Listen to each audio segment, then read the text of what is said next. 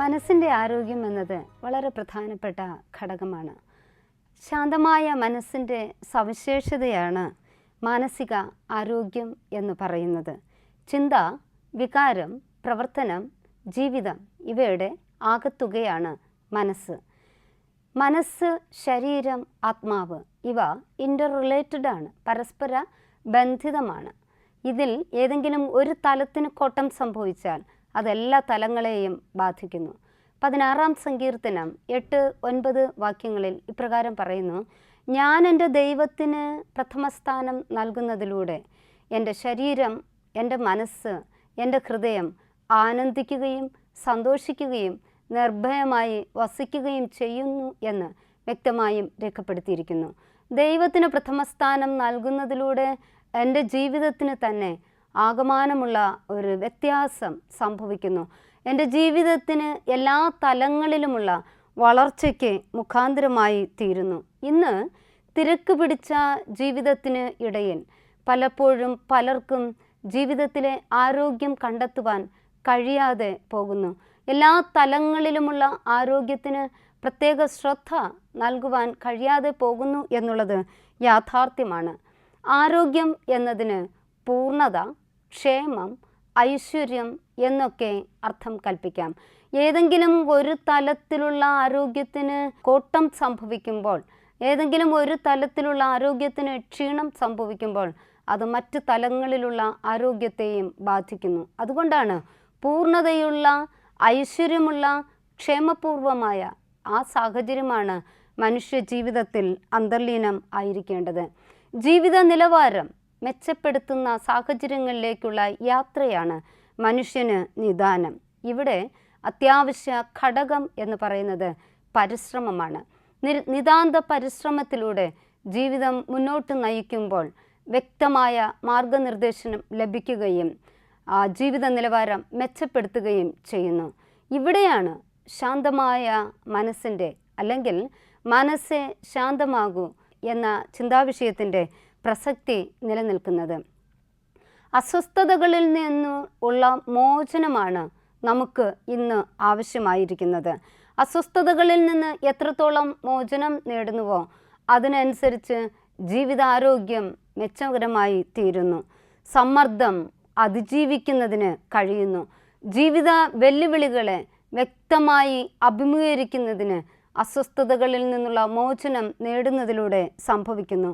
ഒരുവൻ്റെ അല്ലെങ്കിൽ ഒരുവളുടെ മനസ്സ് സജീവം ആകണം എങ്കിൽ സൈക്കോളജിസ്റ്റായ ക്ലൈൻ ബെൽ ഇപ്രകാരമാണ് നിർദ്ദേശിക്കുന്നത്: ബോധമനസ്സിൻ്റെ സമ്പന്നത, ക്രിയാത്മകമായ പ്രവർത്തനം, ഉൾക്കാഴ്ചയുടെ ആഴം, ബോധ്യത്തിൻ്റെ ശക്തി വർദ്ധിപ്പിക്കൽ എന്നിവ അത്യന്താപേക്ഷിതം ആയ ഘടകങ്ങൾ ആണ് എന്ന് ക്ലൈൻ ബെൽ വ്യക്തമാക്കുന്നു. ചിന്തിക്കുന്ന മനസ്സ് വിശ്രമരഹിതമാണ്. ദൈവം നമുക്ക് നൽകിയിട്ടുള്ള വരദാനം ആണ് ചിന്തിക്കുന്ന മനസ്സ് എന്നുള്ളത്. വ്യക്തമായ ദിശയിലൂടെ ചിന്തിക്കുമ്പോൾ, വ്യക്തമായ ബോധ്യത്തിലൂടെ മുന്നോട്ട് നീങ്ങുമ്പോൾ അവിടെയാണ് ജീവിതം യാഥാർത്ഥ്യമായി തീരുന്നതിനും പ്രതിസന്ധികളെയും പ്രതിബന്ധങ്ങളെയും സമ്മർദ്ദങ്ങളെയും അതിജീവിച്ചുകൊണ്ട് വ്യക്തമായ ലാക്കോടുകൂടെ ഓടുന്നതിനും ഇടയായിത്തീരും. ഹെയറിൻ്റെ വാക്കുകൾ ഇപ്രകാരം ആണ്: ബലഹീനമായ മനസ്സ് സന്തോഷത്തിലും സന്താപത്തിലും മുങ്ങിപ്പോകുന്നു, എന്നാൽ ശക്തമായ മനസ്സ് എല്ലാ തലങ്ങളിലും ഒരുപോലെ അലയടിച്ച് ഉയരും. ബലഹീനമായ മനസ്സ് പലപ്പോഴും താളടിയായി പോകുമ്പോൾ, മുങ്ങിത്താഴുന്ന അനുഭവത്തിലാകുമ്പോൾ, തപ്പിത്തടയുന്ന ജീവിത സാഹചര്യങ്ങളിലൂടെ ആകുമ്പോൾ, ശക്തമായ മനസ്സ് ഏതൊക്കെ തലങ്ങളിലുണ്ടോ അവിടെയൊക്കെ നമുക്ക് നല്ല നിലയിൽ ശോഭിക്കുന്നതിന് ഇടയായിത്തീരും. ചില നാളുകൾക്ക് മുൻപ് +1 പഠിക്കുന്ന കുട്ടിയും കൊണ്ട് അമ്മ എന്നെ സമീപിക്കുന്നതിന് ഇടയായിത്തീർന്നു. അമ്മ പറഞ്ഞ ഒരു കാര്യം ഇപ്രകാരമാണ്: എൻ്റെ മകൻ ഇപ്പോൾ വീട്ടിൽ പ്രശ്നക്കാരനാണ്. എൻ്റെ ഇളയ മകളെ പഠിക്കുവാൻ അനുവദിക്കുന്നില്ല. എല്ലാ തലങ്ങളിലും അസ്വസ്ഥത അവനിലൂടെ ഭവനത്തിൽ ഉണ്ടാകുന്നു. ഞാൻ ആ മകനെ എൻ്റെ അടുക്കലിരുത്തി മകനോട് ചോദിച്ചു: മോനെ, പഠനത്തിൽ മോൻ മിടുക്കനാണോ? മോൻ്റെ അനുജത്തെ ഇഷ്ടമാണോ? മോൻ്റെ അനുജത്തെ ഇഷ്ടമാണോ എന്ന് ചോദിച്ചപ്പോൾ അപ്പം തന്നെ മോൻ പറഞ്ഞു, എനിക്കിഷ്ടമാണ്, പക്ഷേ അവൻ അവിടെ നിർത്തി, വീണ്ടും തുടർന്നില്ല. അപ്പോൾ എനിക്ക് ബോധ്യമായി അനുജത്തിയോട് എന്തോ ബുദ്ധിമുട്ട് മോനുണ്ട് എന്നുള്ളത്. മോനോട് ഞാൻ ചോദിച്ചു, എന്താ പറ്റി, മോൻ്റെ അനുജത്തിയുമായിട്ട് എന്ത് ബുദ്ധിമുട്ടാണ് ഉള്ളത്? അപ്പോഴാണ് എന്നോട് പറഞ്ഞത്, വളരെ സന്തോഷത്തോടും സ്നേഹത്തോടും കൂടിയാണ് ഞങ്ങൾ മുന്നോട്ട് പോയിട്ടുള്ളത്. പക്ഷേ ഒരു ദിവസം ഞാനും എൻ്റെ അനുജത്തിയും തമ്മിൽ പ്രശ്നമുണ്ടായപ്പോൾ, അടിപിടി കൂടിയപ്പോൾ, അപ്പോൾ തന്നെ എൻ്റെ പിതാവ് ഗൾഫിലാണ്. പിതാവിനോട് വിളിച്ചു പറഞ്ഞു, എൻ്റെ ചേട്ടൻ എന്നെ അടിച്ചു, അല്ലെങ്കിൽ എൻ്റെ ചേട്ടൻ ഞാനുമായിട്ട് ബുദ്ധിമുട്ടുണ്ടാക്കുന്നു എന്ന്. അപ്പോൾ തന്നെ പപ്പ ഫോൺ വാങ്ങിയിട്ട് എന്നോട് പറഞ്ഞ വാക്കുകൾ ഇപ്രകാരമാണ്: എടാ, നീ എന്തിനാടാ ഭൂമിക്ക് ഭാരമായി കിടക്കുന്നത്, പോയി ചാകടാ. ഈ വാക്കുകൾ എൻ്റെ മനസ്സിന് ആഴമേറിയ മുറിവ് ഉണ്ടാക്കി. വല്ലാത്ത അസ്വസ്ഥത അന്നു മുതൽ എൻ്റെ ജീവിതത്തിൽ സംഭവിച്ചു. എത്രത്തോളം ദേഷ്യം എൻ്റെ അനുജത്തിയോട് കൂട്ടാമോ അത്രത്തോളം ദേഷ്യത്തിന് ഉടമയായി തീരുവാൻ ഞാൻ മുഖാന്തരമായി തീർന്നു. അന്ന് തന്നെ ഞാൻ അമ്മയോട് പറഞ്ഞു, എപ്പോഴാണോ ഈ പിതാവുമായിട്ട് മകൻ നിരപ്പിലാകുന്നത്, അല്ലെങ്കിൽ ഈ പിതാവ് മകനോട് എപ്പോഴാണോ സോറി പറയുന്നത്, അപ്പോൾ മാത്രമേ ഈ മകനിൽ നിന്ന് ഇതിൽ നിന്ന് ഒരു വിടുതൽ ഉണ്ടാകുകയുള്ളൂ, മോചനം ഉണ്ടാകുകയുള്ളൂ എന്ന് പറയുന്നതിനിടയായിത്തീർന്നു. അന്ന് രാത്രി ആ പിതാവ് എന്നെ വിളിച്ചു. ഞാൻ ഈ കാര്യം ബോധ്യപ്പെടുത്തി. അന്ന് തന്നെ പിതാവ് മകനോട് സംസാരിച്ച്, മോനെ, ഞാൻ അറിയാതെ അന്ന് പറഞ്ഞു പോയി, ക്ഷമിക്കണമെന്ന് പറയുന്നതിനിടയായിത്തീർന്നു. പിറ്റേന്ന് ആ മകനെയും കൊണ്ട് അമ്മ എൻ്റെ അടുക്കൽ വന്നപ്പോൾ മകൻ പറഞ്ഞൊരു കാര്യം ഇപ്രകാരമായിരുന്നു: എന്തോ എന്നെ അസ്വസ്ഥമാക്കുന്ന ശക്തി എന്നിൽ നിന്നും പുറത്തേക്ക് പോയി എന്നുള്ള ഫീലിംഗ് ആണ് കഴിഞ്ഞ ദിവസം എൻ്റെ പിതാവ് എന്നോട് സോറി പറഞ്ഞതിലൂടെ എനിക്ക് അനുഭവിക്കുവാൻ കഴിഞ്ഞത്. മനസ്സേ ശാന്തമാകൂ എന്ന തലത്തിൽ നിന്നുകൊണ്ട് മാനസിക ആരോഗ്യത്തിൻ്റെ ചില പ്രധാന ഘടകങ്ങളെക്കുറിച്ച് ചിന്തിക്കാം. ഒന്നാമതായി, മനസ്സിൻ്റെ നിയന്ത്രണം. ഉത്തരവാദിത്വമുള്ള പ്രവർത്തനത്തിന് മനസ്സിൻ്റെ നിയന്ത്രണം അത്യന്താപേക്ഷിതമായ ഘടകമാണ്. മനസ്സ് എത്രത്തോളം നിയന്ത്രിക്കുവാൻ കഴിയുന്നുവോ, ഒരു വ്യക്തിക്ക് എത്രത്തോളം മനസ്സിൻ്റെ നിയന്ത്രണം ഏറ്റെടുക്കുവാൻ കഴിയുന്നുവോ, അതിനനുസരിച്ച് ജീവിത നിലവാരം മെച്ചപ്പെടുത്തുവാൻ കഴിയും.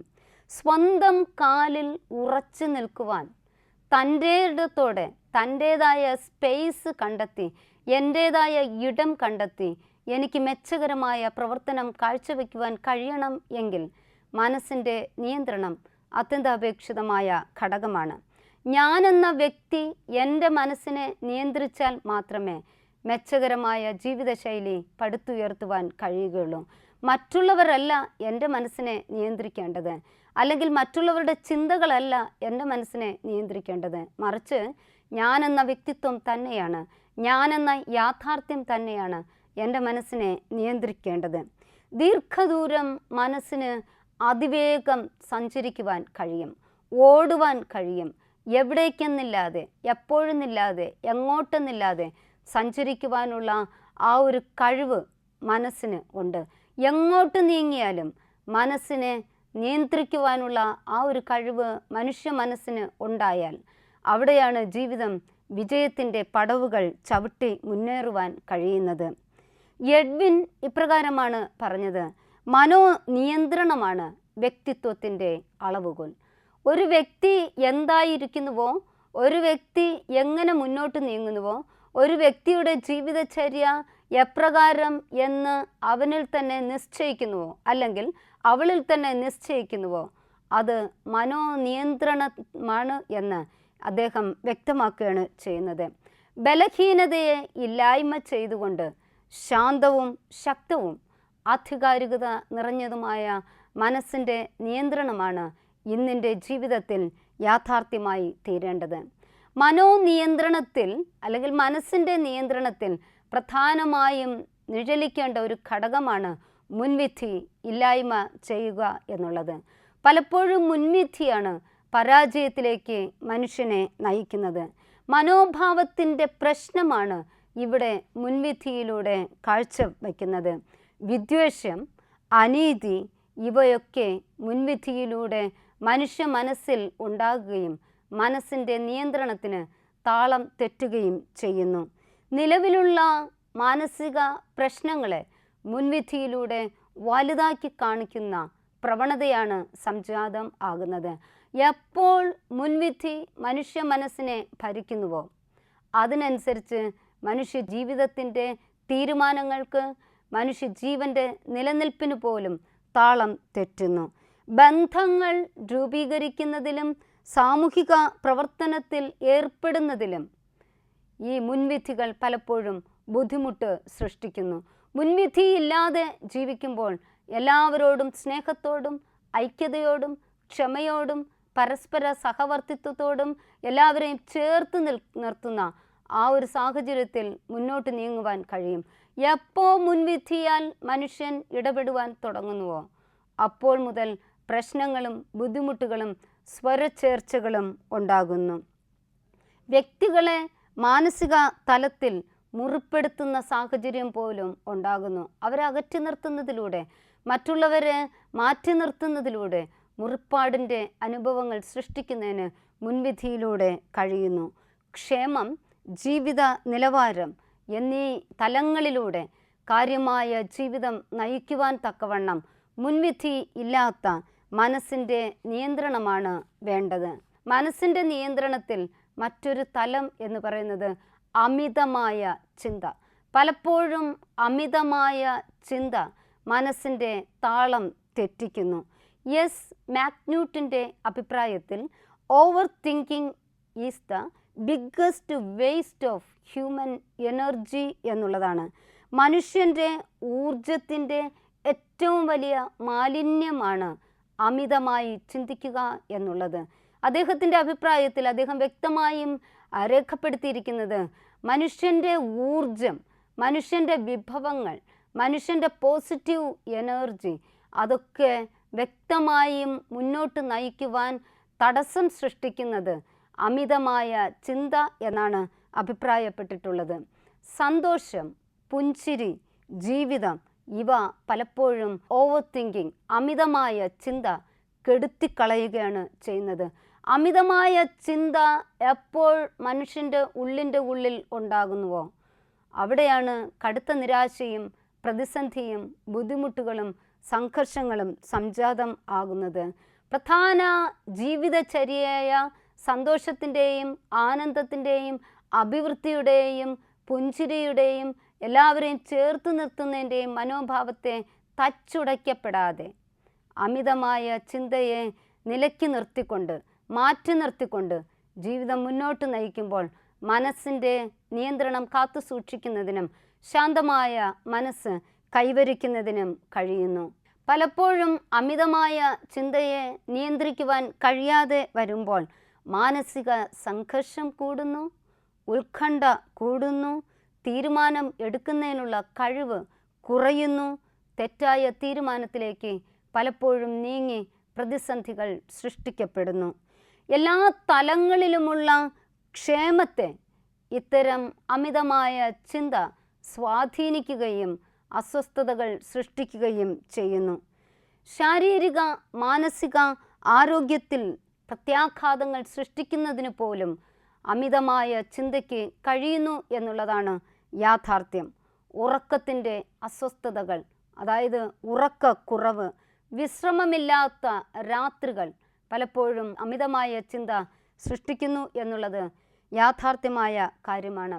സമ്മർദ്ദം ഫലപ്രദമായി നേരിടുവാനുള്ള കഴിവ് പലപ്പോഴും അതിനും തടസ്സം സൃഷ്ടിക്കുവാൻ തക്കവണ്ണം അമിതമായ ചിന്തയ്ക്ക് കഴിയുന്നു. ഏകാന്തത, ഒറ്റപ്പെടൽ ഇവ വർദ്ധിപ്പിക്കുകയും നിരാശയുടെ അടിത്തട്ടിലേക്ക് നീങ്ങുവാനുള്ള പ്രേരണ അമിതമായ ചിന്തയിലൂടെ മനുഷ്യൻ സ്വായത്തമാക്കുകയും ചെയ്യുന്നു. മനസ്സിൻ്റെ നിയന്ത്രണം കുഞ്ഞുങ്ങളെ സംബന്ധിച്ചിടത്തോളം വളരെ ബുദ്ധിമുട്ടുള്ള സാഹചര്യങ്ങളാണ്. പഠന സമ്മർദ്ദം അത് സ്കൂൾ തലത്തിൽ നിന്നും മാതാപിതാക്കന്മാരിലൂടെയും കുട്ടികൾക്ക് ലഭിക്കുന്ന കാര്യമാണ്. പഠന സമ്മർദ്ദത്തിലൂടെ അവരുടെ മനസ്സിൻ്റെ താളം തെറ്റുന്നു. അവർക്ക് റിസൾട്ട് വരുമ്പോൾ തന്നെ പ്രതീക്ഷിക്കുന്നു, അമിതമായി ചിന്തിക്കുന്നു, എനിക്ക് ഫുൾ A+ കിട്ടുമോ?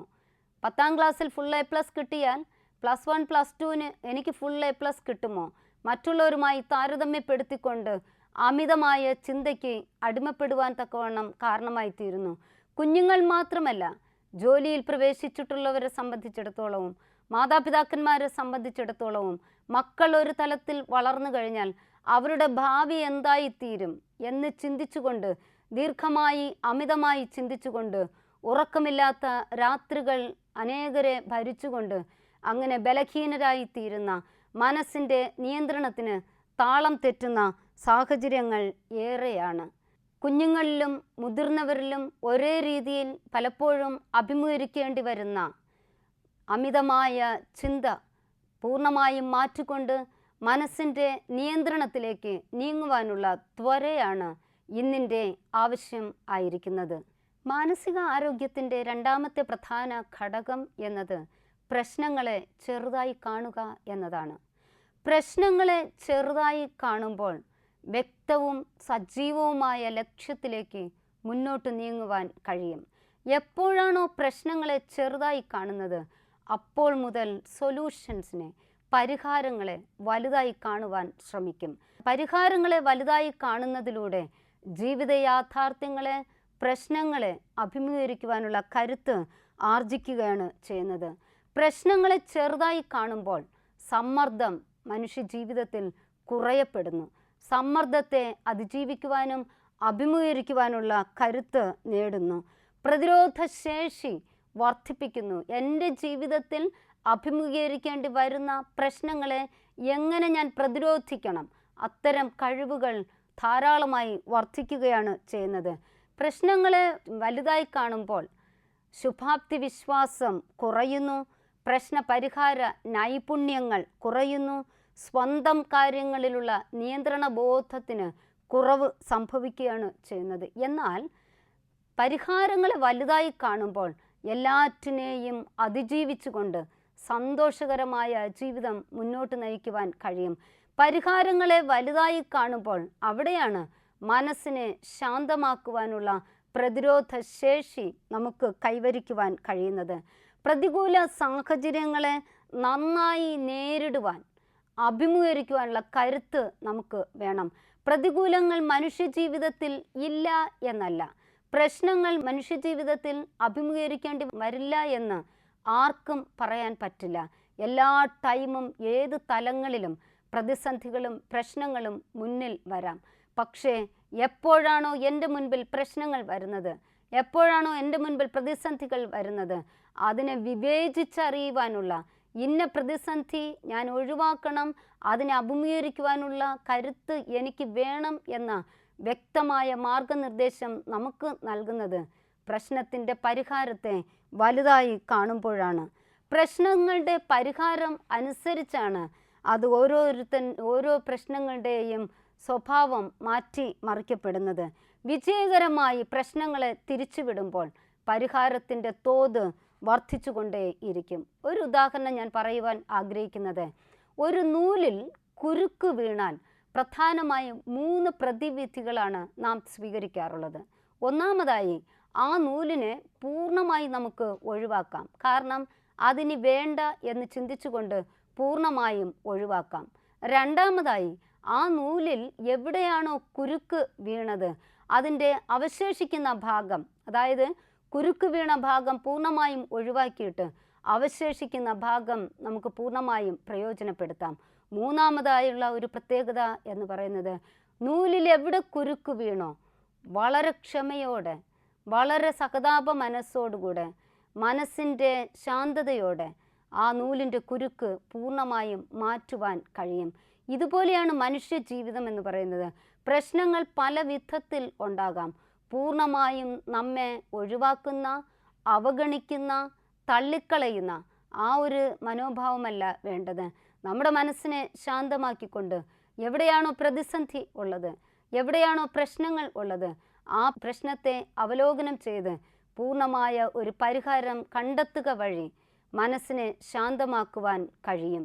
അനാവശ്യമായ കുറ്റപ്പെടുത്തലുകൾ, കളിയാക്കലുകൾ, ഒറ്റപ്പെടുത്തലുകൾ, ഇവ നമ്മുടെ ജീവിതത്തിൽ നിന്നും മറ്റുള്ളവരിൽ നിന്ന് നമുക്കുണ്ടാകുന്നതും തിരിച്ചറിഞ്ഞ് വ്യക്തമായും അവഗണിക്കേണ്ടവയെ അവഗണിക്കുകയും ചേർത്ത് നിർത്തേണ്ടവരെ ചേർത്ത് നിർത്തുകയും ചെയ്യുന്ന സാഹചര്യം ഉണ്ടാകണം. ഞാൻ എന്നെ ഇഷ്ടപ്പെടണം. മറ്റുള്ളവർ എന്നെ കളിയാക്കുമ്പോൾ പോട്ടെ സാരമില്ല എന്ന് പറയുവാനുള്ള തീഷ്ണത എന്നിൽ ഉണ്ടാകണം. അങ്ങനെ വരുമ്പോൾ മാത്രമാണ് പ്രശ്നത്തെക്കാൾ പരിഹാരത്തെ അഭിമുഖീകരിക്കുന്നതിന് ഇടവരുകയുള്ളൂ. പ്രശ്നം യഥാർത്ഥത്തിൽ വിശകലനം ചെയ്തുകൊണ്ട് പ്രശ്നത്തിൻ്റെ കാരണം, ഇതെന്തുകൊണ്ട് സംഭവിച്ചു, എങ്ങനെ സംഭവിച്ചു, ആരിൽ നിന്നും ഉണ്ടായി, അതിനെക്കുറിച്ച് വ്യക്തമായ ഒരു അവലോകനം നടത്തേണ്ടത് ആവശ്യം.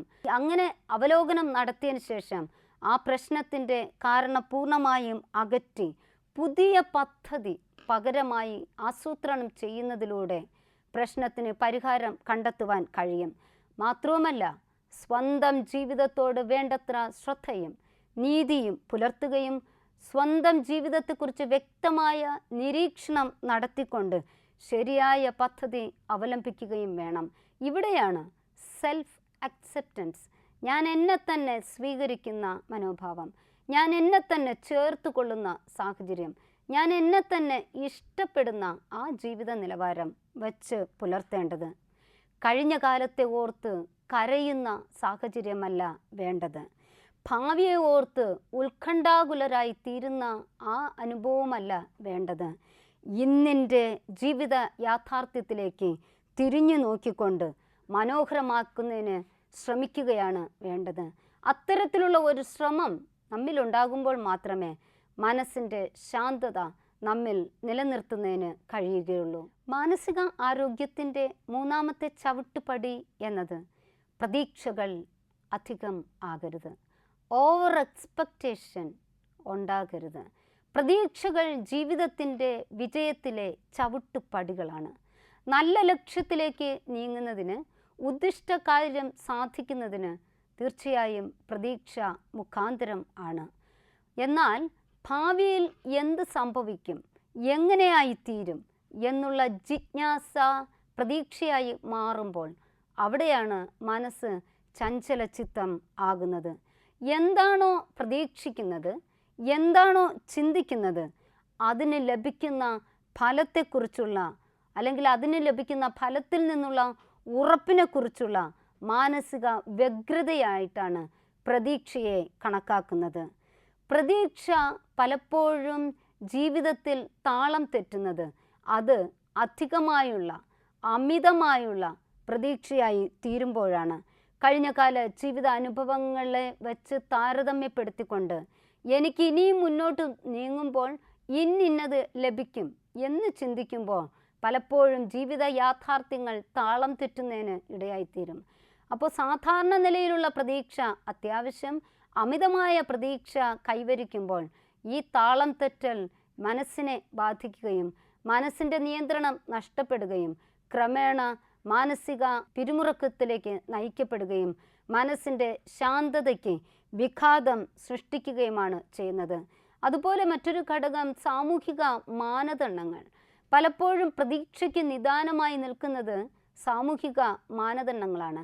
സമൂഹത്തിലുള്ളവർ എന്നെക്കുറിച്ച് എന്ത് ചിന്തിക്കും, സമൂഹത്തിലുള്ളവർ എന്നെക്കുറിച്ച് ചിന്തിക്കുന്നതിന് ഒത്ത് ഞാൻ നീങ്ങുന്നുണ്ടോ എന്നുള്ള ക്വസ്റ്റ്യൻ മാർക്ക്, എന്നുള്ള ചോദ്യചിഹ്നം, എന്നുള്ള സംശയം പലപ്പോഴും ഉള്ളിൻ്റെ ഉള്ളിൽ വരുമ്പോൾ പ്രതീക്ഷയുടെ ആ ജീവിതചര്യയ്ക്ക് താളം തെറ്റുകയാണ് ചെയ്യുന്നത്. മാത്രവുമല്ല, വ്യക്തിപരമായ ആഗ്രഹങ്ങൾ എപ്പോഴും എൻ്റെ ജീവിത സാഹചര്യത്തിനനുസരിച്ചും എൻ്റെ നിലവാരത്തിനനുസരിച്ചും എൻ്റെ തീരുമാനങ്ങൾക്ക് ഉചിതമായും ആയിരിക്കണം.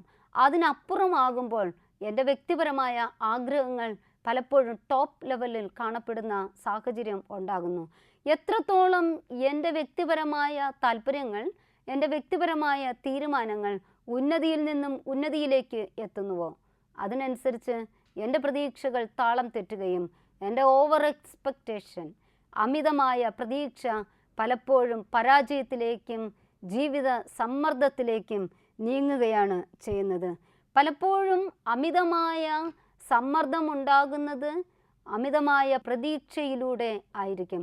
എത്രത്തോളം അമിതമായ പ്രതീക്ഷ ഉണ്ടാകുന്നുവോ അതിനനുസരിച്ച് അമിതമായ സമ്മർദ്ദം ഉണ്ടാകുകയും ചെയ്യുന്നു.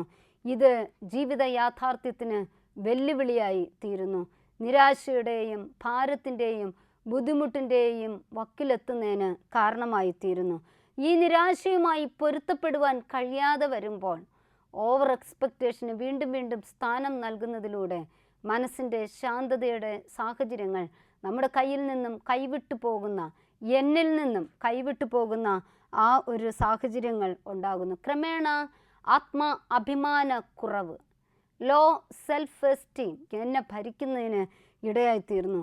ആത്മവിശ്വാസക്കുറവ് എന്നിൽ വരുമ്പോൾ എന്നിലുള്ള സെൽഫ് കോൺഫിഡൻസിനെ, എന്നിലുള്ള ആത്മവിശ്വാസത്തെ അത് തച്ചുടയ്ക്കപ്പെടുന്നു. പിന്നെ ഞാൻ ഒന്നുമല്ല, ഞാൻ ഒന്നുമായിട്ടില്ല, ഒന്നും ആകാൻ പറ്റില്ല, എന്നിൽ എന്തൊക്കെ നഷ്ടപ്പെട്ടു, എന്നിൽ എന്തൊക്കെ കുറവ് സംഭവിച്ചു, എനിക്ക് മറ്റുള്ളവരെ പോലെ ആയിത്തീരുവാൻ കഴിയില്ല. ഒരുപാട് ചോദ്യചിഹ്നങ്ങളുമായി ജീവിതം അലയടിച്ച് ഉയരുന്ന ആ സാഹചര്യത്തിലേക്ക് നീങ്ങുന്നു. ഉപരിയായി ബന്ധങ്ങളിലുള്ള പിരിമുറുക്കം, മറ്റുള്ളവരെ ചേർത്ത് നിർത്തുവാൻ കഴിയാതെ മറ്റുള്ളവരുമായി അകൽച്ച ഉണ്ടാക്കുന്ന ആ സാഹചര്യങ്ങളിലേക്കാണ് പലപ്പോഴും അമിതമായ പ്രതീക്ഷ കാരണമായി തീരുന്നത്. ഉപരിയായി തീരുമാനത്തിൽ നിന്നുള്ള വ്യതിചലനം, നല്ല തീരുമാനം നല്ല നിലയിലേക്ക് നമ്മെ എത്തിക്കുന്നു. പക്ഷേ നല്ല തീരുമാനത്തിന് കോട്ടം സംഭവിക്കുന്നതിന്, വിഘാതമായി നിൽക്കുന്നതിന് അമിത പ്രതീക്ഷകൾ കാരണമായി തീരുകയാണ് ചെയ്യുന്നത്. തെറ്റായ തീരുമാനം പോലും അമിത പ്രതീക്ഷയിലൂടെ നമ്മിലേക്ക് കടന്നു വരുന്നു. പലപ്പോഴും അമിതമായ പ്രതീക്ഷയിലൂടെ പരാജയ ഭീതി കൂടെ സംഭവിക്കുകയാണ് ചെയ്യുന്നത്. കുഞ്ഞു ക്ലാസ് മുതൽ പല കുട്ടികളിലും ഈ പരാജയ ഭീതി, നന്നായിട്ട് പഠിക്കുന്ന കുഞ്ഞുങ്ങളെ സംബന്ധിച്ചിടത്തോളവും ആത്മവിശ്വാസത്തിൽ നല്ല നിലയിൽ നിൽക്കുന്ന കുഞ്ഞുങ്ങളെ സംബന്ധിച്ചിടത്തോളവും പരാജയ ഭീതി എപ്പോൾ മനസ്സിലുണ്ടാകുന്നുവോ അപ്പോൾ മുതൽ ജീവിതത്തിൻ്റെ താളം തെറ്റും. എപ്പോഴും മുന്നോടി എന്ന് പറയുന്നത് അമിതമായ പ്രതീക്ഷയ്ക്ക് ജീവിതത്തിൽ സ്ഥാനം നൽകുമ്പോൾ ജീവിതത്തിൽ പല തലങ്ങളിലും കോട്ടങ്ങളുണ്ടാകുന്നു, കേടുപാടുകളുണ്ടാകുന്നു, മനസ്സിൻ്റെ താളം തെറ്റിക്കുന്നു. അങ്ങനെ ജീവിതം മെച്ചകരമായ നിലയിൽ നയിക്കുവാൻ സാധിക്കാതെ പോകുന്നു. മാനസിക ആരോഗ്യം ഇന്നിൻ്റെ പ്രധാന ഘടകമാണ്. നാം ചിന്തിച്ചതുപോലെ ശാന്തമായ മനസ്സ് നിലനിർത്തണം എങ്കിൽ മനസ്സിൻ്റെ ആരോഗ്യം കൂടിയേ തീരൂ. ശാന്തമായ മനസ്സിന് താളം തെറ്റുമ്പോൾ മനസ്സിൻ്റെ ആരോഗ്യത്തിന് താളം തെറ്റുന്നു. ഉപരിയായി മനോനിയന്ത്രണം നഷ്ടപ്പെടുകയും പ്രശ്നങ്ങളെ ചെറുതായി കാണുന്നതിന് പകരം പ്രശ്നങ്ങളെ വലുതായി കാണുകയും പരിഹാരങ്ങളെ ചെറുതായി കാണുകയും ചെയ്യുന്ന സാഹചര്യങ്ങളാണ് ഉണ്ടാകുന്നത്. അമിതമായ പ്രതീക്ഷയും പലപ്പോഴും മനസ്സിൻ്റെ താളം തെറ്റുന്നതിന് ഇടയായിത്തീരുന്നു. നമുക്ക് ശാന്തമായ മനസ്സ് കൈവരിക്കാം. മനസ്സിൻ്റെ ശാന്തതയോടുകൂടെ മനസ്സിൻ്റെ ആരോഗ്യം നിലനിർത്തിക്കൊണ്ട് മനോനിയന്ത്രണത്തിലൂടെയും പ്രശ്നങ്ങളെ ചെറുതായി കാണുന്നതിലൂടെയും അമിതമായ പ്രതീക്ഷ ഒഴിവാക്കിക്കൊണ്ടും നമ്മുടെ ജീവിതത്തെ മുന്നോട്ട് നയിക്കുവാനുള്ള ആ ഒരു ധീരത കൈവരിക്കാം. സർവശക്തനായ ദൈവം അതിനുള്ള കരുത്ത് നമുക്ക് നൽകട്ടെ.